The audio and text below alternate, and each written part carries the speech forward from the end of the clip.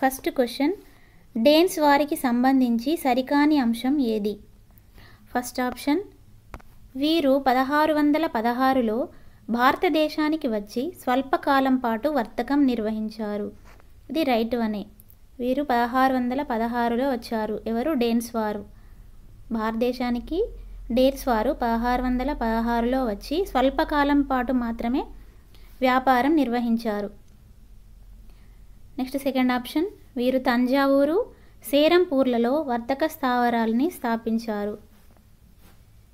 వీరు తంజావూరు మరియు సేరంపూర్లలో వర్తక స్థావరాలని స్థాపించారు.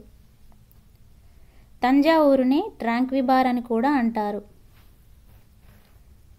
నెక్స్ట్ ఆప్షన్, వీరు డచ్ వారికి వారి వర్తక స్థావరాలను అమ్మివేసి భారతదేశం నుండి నిష్క్రమించారు.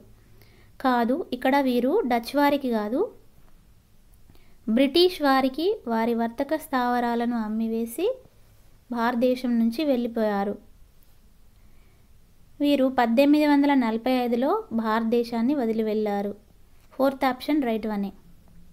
ఇక్కడ థర్డ్ ఆప్షన్, వీరు డచ్ వారికి కాదు, బ్రిటిష్ వారికి వారి వర్తక స్థావరాలను అమ్మివేసి భారతదేశం నుండి వెళ్ళిపోతారు. సో ఇక్కడ సరికాని అంశం ఏంటిదంటే third one. Next question, French వారికి సంబంధించి సరికాని అంశం. First option, French East India company స్థాపకుడు Jean Baptiste Colbert. French East India company అనేది 1664లో ఏర్పడింది. ఇది ప్రభుత్వ ఆధీనంలో గల వర్తక సంస్థ. ఫస్ట్ ఆప్షన్ రైట్ వనే. నెక్స్ట్ సెకండ్ ఆప్షన్, ఈ కంపెనీ ఏర్పాటు సమయంలో ఫ్రెంచ్ రాజు 13వ లూయి. కాదు, ఈ కంపెనీ ఏర్పాటు సమయంలో ఫ్రెంచ్ రాజు ఎవరంటే 14వ లూయి. సో ఇది wrong option. Next third option, 1720లో లూయి మరణానంతరం ఈ కంపెనీ పేరు పెర్పెచువల్ కంపెనీ ఆఫ్ ఇండియాగా మార్చారు. ఈ 14వ లూయి మరణానంతరం ఫ్రెంచ్ ఈస్ట్ ఇండియా కంపెనీ పేరును పెర్పెచువల్ కంపెనీ ఆఫ్ ఇండియాగా మార్చారు. Next option, basilica of the sacred heart of Jesus అనే చర్చ్ను ఫ్రెంచ్ వారు స్థాపించారు. ఓకే, ఇది రైట్ వనే. ఇక్కడ సరికాని అంశం అడిగారు కాబట్టి second one is the correct option. Next question, French వారి వర్తక స్థావరాలకు సంబంధించి సరికాని అంశం. ఫస్ట్ ఆప్షన్, భారతదేశంలో ఫ్రెంచ్ వారి మొట్టమొదటి వర్తక స్థావరం గోవా. దీని స్థాపకుడు ఫ్రాంకోయిస్ కారన్.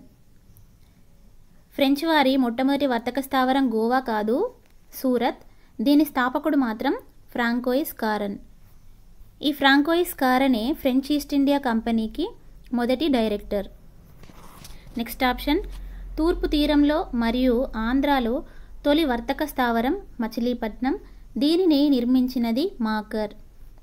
మచిలీపట్నం అనేది భారతదేశంలోని తూర్పు తీరంలో మరియు ఆంధ్రాలో తొలి వర్తక స్థావరం. మచిలీపట్నం వద్ద వర్తక స్థావరాన్ని నిర్మించినది మాకర్. ఇక్కడ వర్తక స్థావరాన్ని నిర్మించడానికి అనుమతినిచ్చింది Abdullah Qutb Shah. Second option right వనే. నెక్స్ట్ థర్డ్ ఆప్షన్, బెంగాల్లో ఫ్రెంచ్ వారి ఏకైక వర్తక స్థావరం చంద్రనాగూర్. బెంగాల్లో ఫ్రెంచ్ వారి ఏకైక వర్తక స్థావరం చంద్రనాగూర్. ఇది రైట్ ఆప్షనే. దీని నిర్మాణానికి అనుమతినిచ్చిన బెంగాల్ పాలకుడు షయిస్తా ఖాన్. సో ఇక్కడ సరికాని ఆప్షన్ అడిగిండు కాబట్టి first one is the right option. Next question, క్రింది వాటిలో సరికాని అంశం ఏది?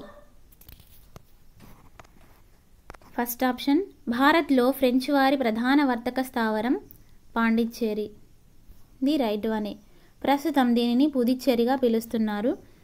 నెక్స్ట్ ఆప్షన్, 1672లో ఫ్రెంచ్ గవర్నర్గా ఫ్రాంకోయిస్ మార్టిన్ నియమించబడినాడు.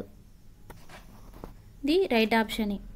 1672లో ఫ్రెంచ్ గవర్నర్గా ఫ్రాంకోయిస్ మార్టిన్ నియమించబడినాడు. నెక్స్ట్ థర్డ్ ఆప్షన్, ఇతను ఆర్కాట్ నవాబు నుండి వాలికొండాపురం అనే గ్రామాన్ని పొందాడు. తరువాత కాలంలో దీనిని పాండిచ్చేరి పట్టణంగా అభివృద్ధి చేశాడు. ఫ్రాంకోయిస్ మార్టిన్ ఆర్కాట్ నవాబ్ నుంచి వాలికొండాపురం అనే గ్రామాన్ని పొంది తర్వాత కాలంలో ఈ వాలికొండాపురంనే పాండిచ్చేరి పట్టణంగా అభివృద్ధి చేశాడు. ఇది రైట్ ఆప్షనే. నెక్స్ట్ 4th ఆప్షన్, ఇది కరైకాల్ యానాం మహేల కలయిక. ఈ పాండిచ్చేరి అనేది కరైకాల్ యానాం మరియు మహేల కలయిక. నెక్స్ట్ 5th ఆప్షన్, వీరు 1958లో ఇండియా వదిలి వెళ్ళారు. కాదు, 1954లో ఇండియా వదిలి వెళ్ళారు. భారతదేశ వ్యాపార రంగంలో చివరగా ప్రవేశించి త్వరగా నిష్క్రమించిన వారు ఫ్రెంచ్ వారు.